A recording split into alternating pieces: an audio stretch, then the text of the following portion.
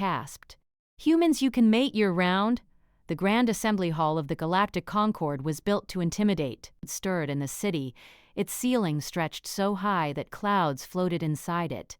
Rings of light moved slowly above, displaying the symbols of 1,000 civilizations. Every sound echoed, reminding visitors that this place did not belong to any one species. The humans stood quietly at the center platform. They were new to the galaxy, new and already controversial. Ambassador Elias Warren stood straight, hands calmly folded behind his back. He had trained for this moment his entire adult life. First contact had gone well. Trade talks were promising. Humanity was being judged as curious, adaptable, and, most importantly, useful. Nexeralath watched him from her floating throne. She was ancient by human standards. Go. Her species, the Virexial, evolved on a world of slow seasons and strict biological limits. Their society valued patience above all else. Wars were rare. Change was slow. Nup. Survival was calculated. Her 4 golden eyes narrowed slightly as the human biologist beside the ambassador continued speaking. "And so," Dr. Mira Chen said gently, "human population recovery is relatively stable due to continuous reproductive capability." The room was silent. Not hostile silence, confused silence. "Whoa." Queen Zerlith tilted her head. "Clarify," she commanded, her voice smooth but sharp. Dr. Chen hesitated for half a second. "Humans do not have a fixed mating season, Your Radiance. Our species can reproduce throughout the entire planetary year." The silence shattered. A collective gasp swept through the assembly like a shockwave. "No," others whispered rapidly into translators. One avian species actually flared its wings in alarm. Queen Zerlith rose slightly from her throne. "Year-round?" she asked slowly. "Yes, Doctor," Chen replied. "That is correct." The Queen's breathing changed. "Impossible," she said. "Unregulated reproduction leads to instability, genetic collapse, social chaos." Ambassador Warren finally spoke. "Respectfully, Your Radiance, humans have existed this way for over 200,000 years. The hall erupted. This violates natural balance. No species survives without cycles. They must be engineered. They are lying. Security drones activated along the walls." Queen Zerlith raised a single claw. Silence returned instantly. She stared at the humans, not with anger, but with something far more dangerous. Interest. "You claim," she said, "that your species can create offspring at any time and yet you remain functional." "Yes," Warren answered. "And controlled?" "Yes." "And your population does not devour itself?" Warren allowed a small smile. "Sometimes we struggle, but we adapt." That word echoed. Adapt. Paces, the Queen descended from her throne, floating closer.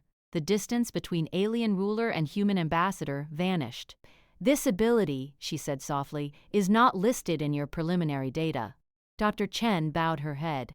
"We did not consider it unusual."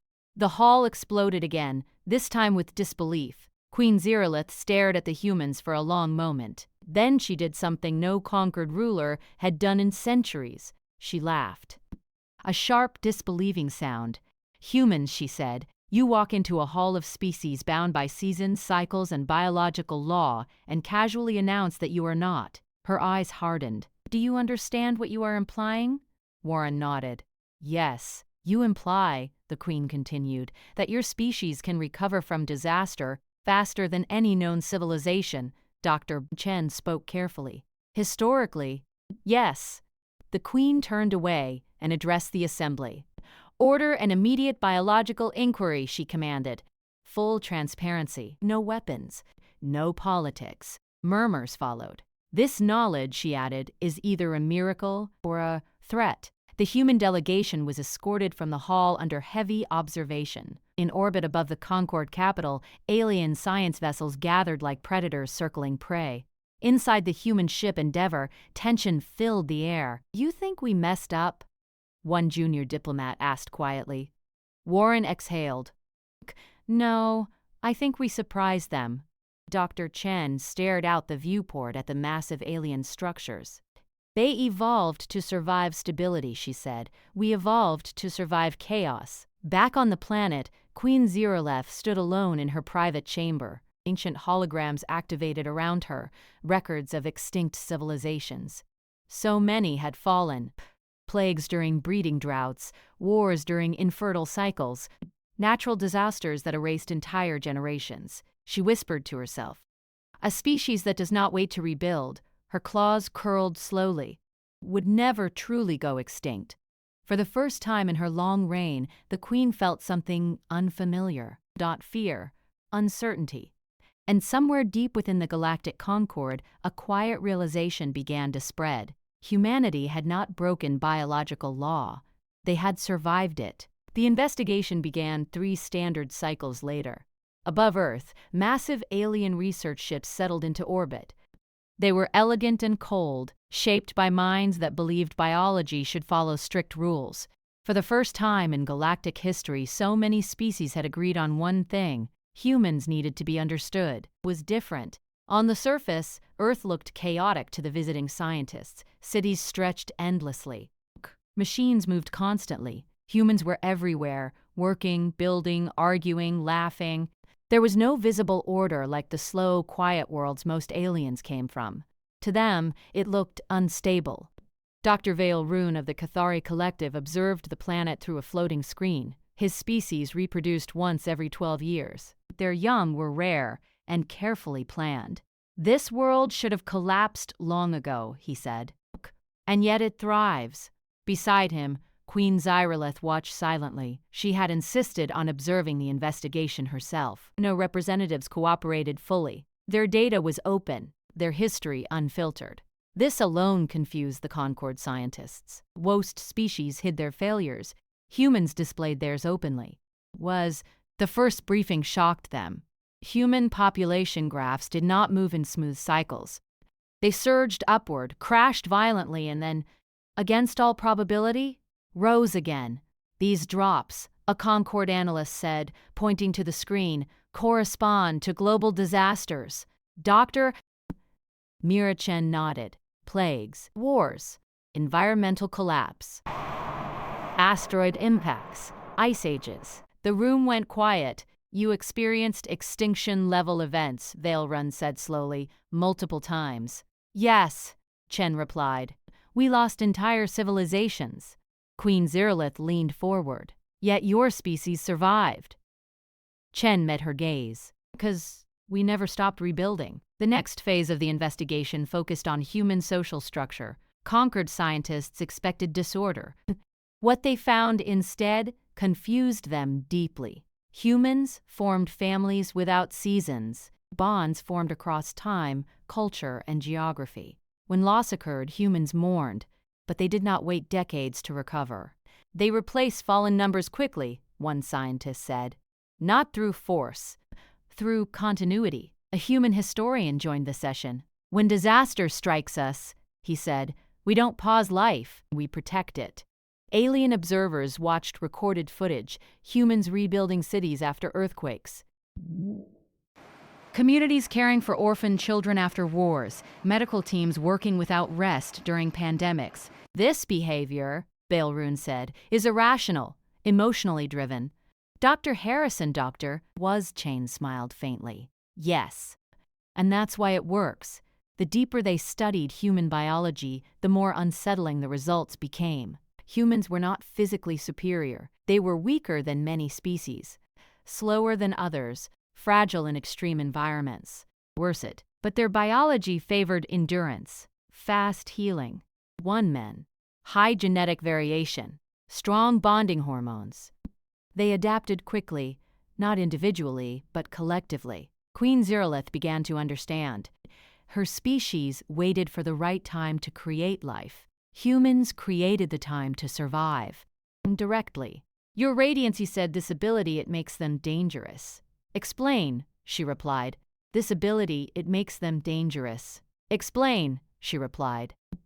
In a prolonged war, he said, they recover losses faster. In disasters, they stabilize populations sooner. Over centuries, they will outlast species bound by cycles. The word dangerous echoed. Marin. Queen Zirlith looked at the human delegates standing calmly across the chamber. Dangerous does not always mean hostile, she said. Wade, at that moment, emergency signals flashed across the Concord network, a red alert. Multiple systems lit up at once. A stellar plague, long dormant, had activated near the outer colonies. It targeted reproductive cells. Species that relied on narrow breeding windows were already suffering irreversible damage. Panic spread instantly. Concord leaders argued. Evacuation plans failed. Many species were between cycles. They could not recover in time. The humans did not wait for permission. Medical fleets launched within hours. Human scientists shared treatment data freely. Refugee transports opened without quotas. We can't support this many, one Concord official warned. Ambassador Warren replied calmly, we already are. Human worlds absorbed millions of displaced aliens. Temporary habitats rose in weeks. Care systems expanded continuously. Queen Zirlith watched reports stream in. Wildly. They adjusted. Balanced. Stabilized. They didn't panic, they adapted. Vale Run stood beside the Queen, silent now. You see it, she said. Yes, he answered. They are not ruled by cycles. Baroom. The plague burned through the outer systems. Some species were lost. Humans helped others survive. For the first time, the Galactic Concord faced a truth it could not ignore. A species that never stops rebuilding will always become the foundation others rely on. Queen Zirlith returned to her throne chamber late in the cycle. She dismissed her attendants. Alone, she reviewed ancient laws, rules designed to preserve balance. Humans broke none of them. They simply existed outside expectation. She whispered softly, a continuity species. The term did not yet exist, but soon it would. And the galaxy would never be the same. The stellar plague spread faster than anyone had predicted. Systems on the outskirts of the Galactic Concord lit up with red alerts. Communication satellites failed. Honey Bane! It seemed so dark. Species that had survived for millennia suddenly found themselves at the brink of extinction. Their reproductive cycles were blocked by the plague. Their populations were dwindling, with no hope of natural recovery. Queen Zirlith hovered above the Concord capital's observation deck. She watched holographic images of dying worlds rotate slowly in front of her. Each spinning globe represented thousands, sometimes millions, of lives. Her 4 golden eyes narrowed. She had faced threats before, rebellions, internal conspiracies, even attempts on her throne. But never anything like this. Never a crisis that tested the very survival of life itself. Your radiance, one aide said hesitantly. We cannot save them all. I know, the Queen said. Her voice was quiet, but it carried a weight that made the room fall silent. Some will die. Well, but we must do what we can. Even if only a fraction survives. The galaxy cannot collapse entirely. Across the Concord, alien fleets scrambled to provide aid, but the plague affected their ability to reproduce. For many species, this was fatal. Every plan failed, enormously collapsed under the weight of biological reality. Humans, however, did not hesitate. Ambassador Warren and Dr. Mira Chen stood on the bridge of the Endeavour Earth's flagship.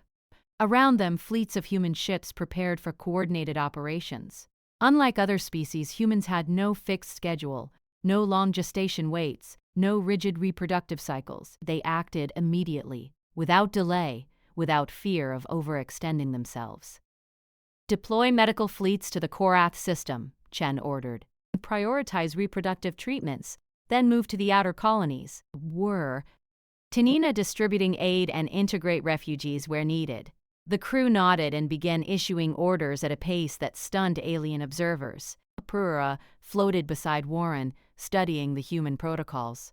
Your systems, they are chaotic, he said, yet they function perfectly. Warren shrugged. We adapt. We don't wait for the right season. We act when needed. Vale Run frowned. Your species has no natural limitations. You are frightening. Not frightening, Chen said softly. Resilient. Meanwhile, in the outer colonies, human medical teams worked tirelessly. They treated infections, stabilized populations, and helped species recover from near-extinction events, where alien species would collapse in despair or wait for their next breeding cycle. Humans acted again and again, bridging the gaps no other species could reach. Queen Ziraleth observed it all. She had thought humans strange when they revealed their year-round reproductive capability. Now she understood that this capability was only one part of a much larger truth. Humanity was designed to endure, not because they were stronger or faster, but because they never stopped rebuilding. She issued a command to the Concord. Every surviving species must be documented and integrated into human-led aid programs. Her advisors were shocked. "Your Radiance, this will elevate humans to a position of immense influence." "Are you certain?" She turned to face them. "They are the only species capable of stabilizing the galaxy now. Influence is irrelevant. Survival is everything." As the days passed, the true scale of the crisis became clear. Some species were gone forever, their populations too small to recover naturally. Others would survive only because humans intervened. The plague had revealed the vulnerability of the galaxy's greatest civilizations. Yet humans did not hesitate. They established floating hospitals above the planets most affected, distributing genetic treatments and medical supplies. Refugee fleets carried thousands across the stars. Children of endangered species were placed in human-run care centers, while adults received reproductive assistance and protection. The Concord held emergency meetings, but their deliberations were slow. By the time most species realized the severity of the situation, humans had already begun long-term solutions. Explained, "We cannot restore everything immediately, but we can create conditions for recovery. Some species will never regain their previous numbers. Others will thrive because they now have the means to reproduce continuously under controlled environments. We are buying them time." Queen Exoralith studied the humans carefully. She had ruled for centuries, commanding loyalty and obedience. Wade. She had seen entire fleets destroyed, entire planets fall, approached survival with such relentless efficiency. Veil Run approached her. "Your Radiance, they are not just surviving, they are stabilizing the galaxy. Faster than any system we have ever managed." "Yes," she said quietly. "Because they do not wait for the world to be ready, they make the world ready for themselves and for others." The days turned into weeks. Human fleets moved without pause. Planets that should have fallen were slowly brought back from the brink. Alien populations stabilized and reproduction resumed, sometimes for the first time in decades. One night, as the Queen observed the recovered colonies, she spoke aloud to no one in particular. "A species that refuses to wait, that refuses to yield to seasons or limits, will always endure." She knew then what the galaxy would soon understand. Humans were not only survivors, they were stewards of continuity. In the mid-galaxy, the plague began to weaken.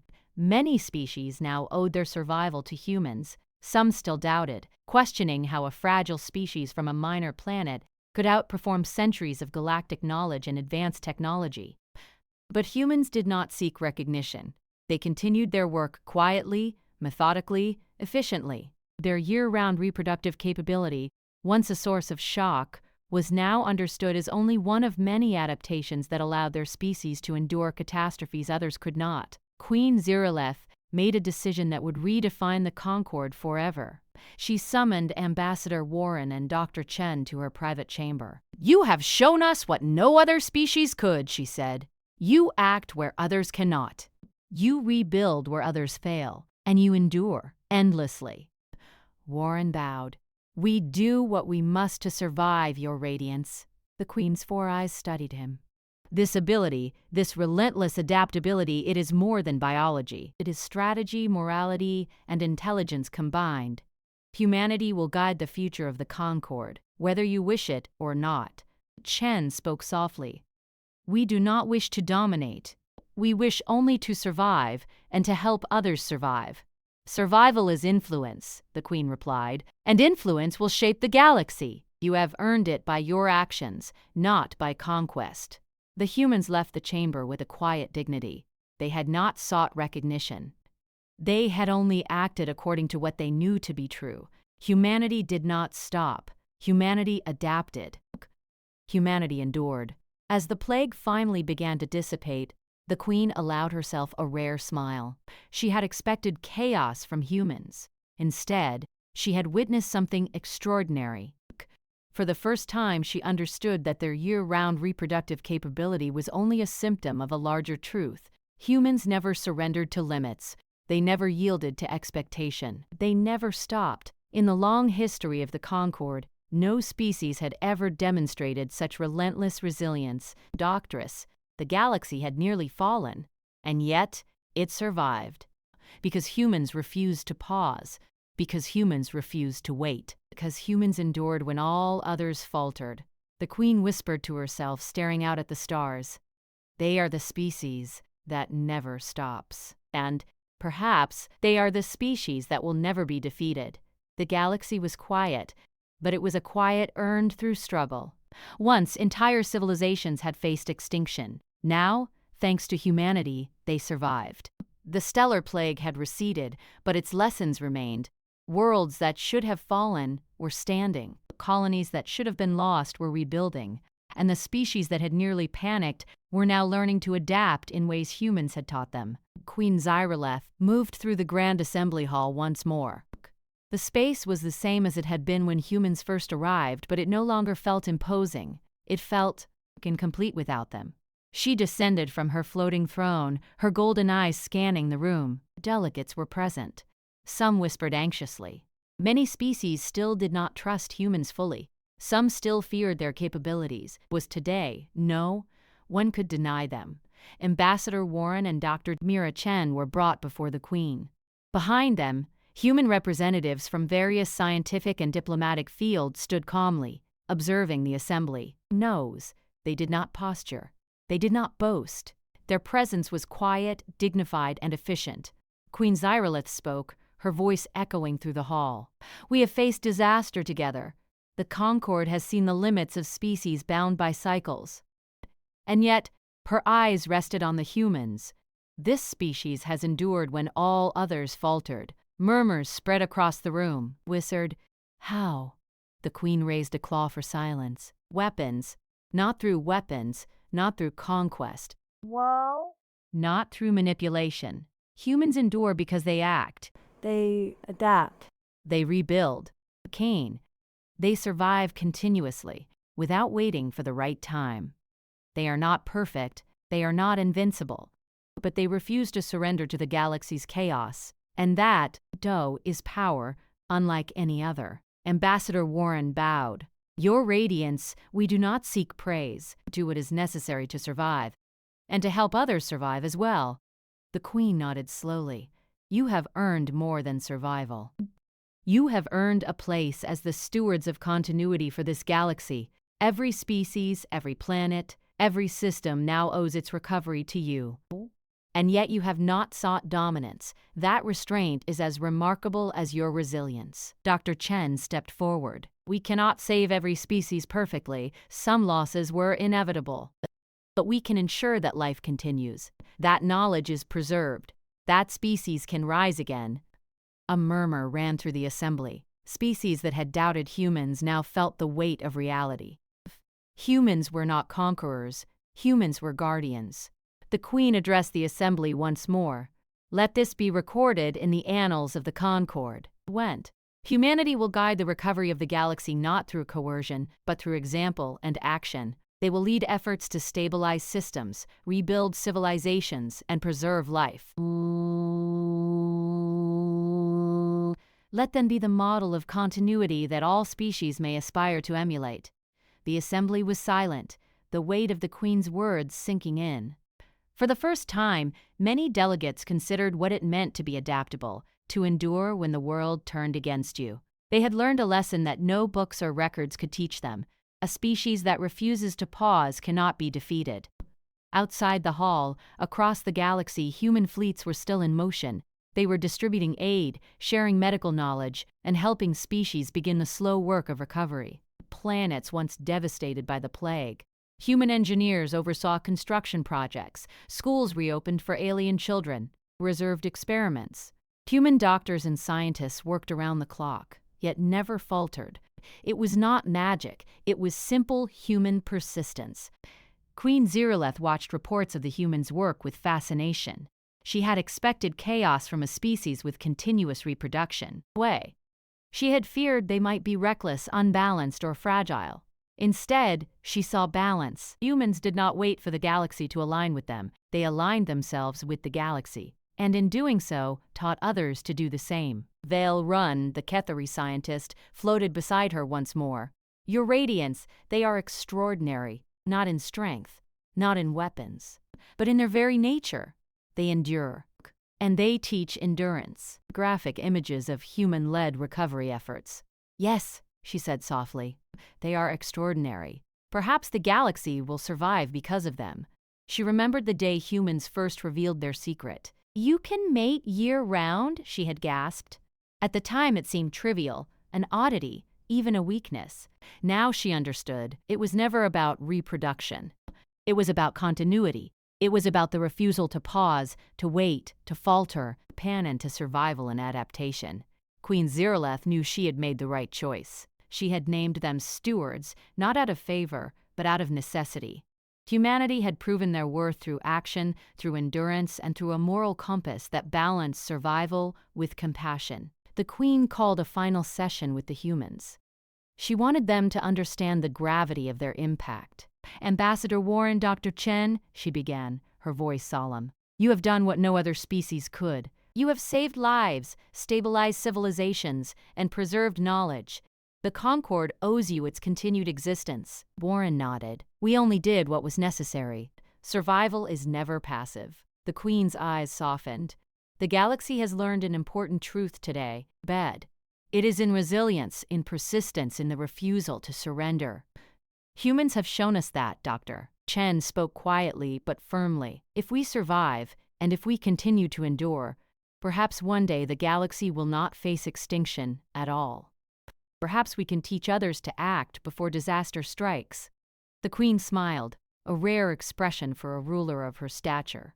Perhaps you already have. Across the Concord, the news of humanity's deeds spread. Species that had once doubted or feared humans began to respect them. They had survived catastrophes that no one thought possible. They had not stopped when others would have. They had endured, rebuilt, and inspired.